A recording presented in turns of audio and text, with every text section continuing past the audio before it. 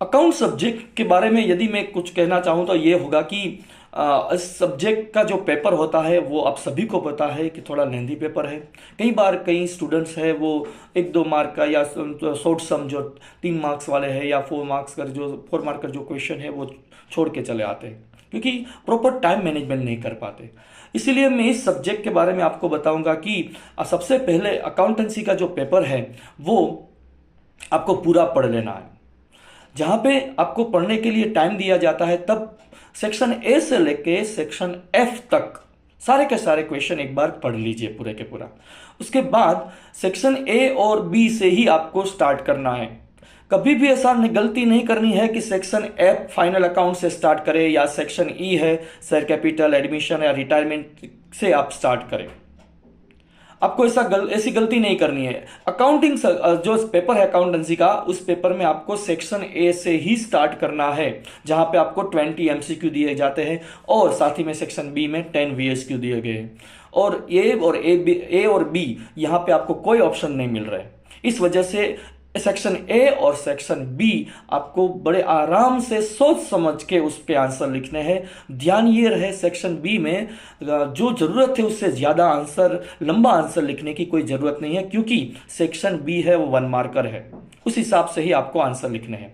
बात की जाए सेक्शन सी डी और ई की तो वहां पे आपको जनरल ऑप्शन मिल रहे हैं।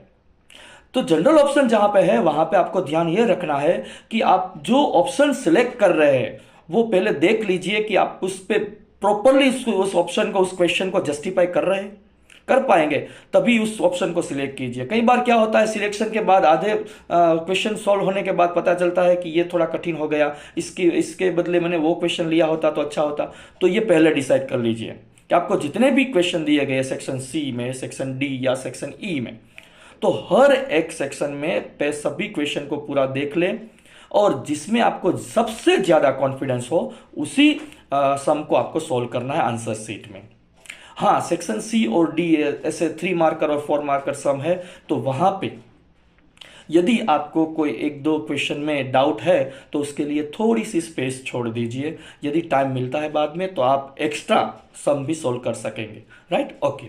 और बात की जाए जो सेक्शन ई और एफ की है तो वो ई और एफ है वो लॉन्ग क्वेश्चन है 8 मार्कर और 11 मार्क्स के क्वेश्चन है। जैसे कि सेक्शन ई में आपको ऑप्शन मिलते हैं लेकिन सेक्शन एफ में कोई ऑप्शन नहीं है, 2 कंपलसरी फाइनल अकाउंट्स है।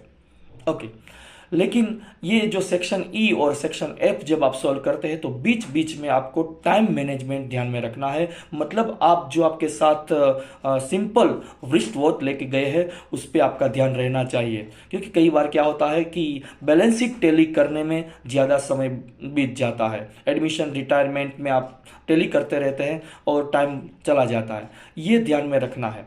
तो टाइम मैनेजमेंट पे आपको फोकस रखना है और उसके साथ आपको आप बहुत बड़े स्वस्थ होके आराम से आपको वो सम सोल्व करने हैं। राइट और अननेसेसरी जो भी कैलकुलेशन है उसे अवॉइड कीजिए क्योंकि पेपर उसकी साइज कंपेरेटिवली और सब्जेक्ट के कंपैरिजन में थोड़ी ज़्यादा रहती है इसलिए। और बात की जाए तो जब भी आपको अकाउंट्स ड्रॉ करने हैं तो पेंसिल और स्केल कंपलसरी यूज़ कीजिए। पेंसिल से ही अकाउंट्स ड्रॉ कर रहे हैं और स्केल है वो बड़ी स्केल ले जाइए क्योंकि पूरे पेज में अकाउंट ड्रॉ होता है। आप सभी जानते हैं जनरल एंट्री भी पूरे पेज में ड्रॉ होती है तो एक बड़ी स्केल ले जाइए। और हर एक सेक्शन को नए पेज से ही स्टार्ट करना है, वो आप सभी को पता है फिर भी बता रहा हूं कि हर एक सेक्शन है वो नए पेज से ही स्टार्ट हो, ऐसा आपको ध्यान में रखना है। आंसर है उस आंसर को आप बॉक्स बना के या अंडरलाइन करके हाईलाइट करना है। और ब्लैक पेन मत यूज कीजिए, आप जो रेगुलर पेन यूज कर रहे हैं उस पेन से ही आपको पेपर लिखना है। कैल्सी भी आप जब ले जाते हैं तो कैल्सी सिंपल कैल्सी अलाउड है, तो साइंटिफिक कैल्सी नहीं अलाउड है। डिस्प्ले वाला कैल्सी अलाउड नहीं है, जैसे डिस्प्ले खुलती है सामने ऐसा कोई कैल्सी नहीं ले जाना है। सिंपल कैल्सी आप यूज कर सकते हैं, तो वो भी आप पूरे साल जिस तरीके का कैल्सी आपने यूज किया है उसी टाइप का कैल्सी यूज कीजिए। राइट, डिफरेंट टाइप का कोई यहाँ पे कैल्सी ट्राई मत कीजिए। ओके, इस तरीके के ध्यान रखेंगे तो मैं चाहता हूँ कि आपकी जो बोर्ड की एग्ज़ाम बिल्कुल इजी रहेगी और आशा रखता हूँ कि आपकी एग्ज़ाम बिल्कुल ठीक रहे।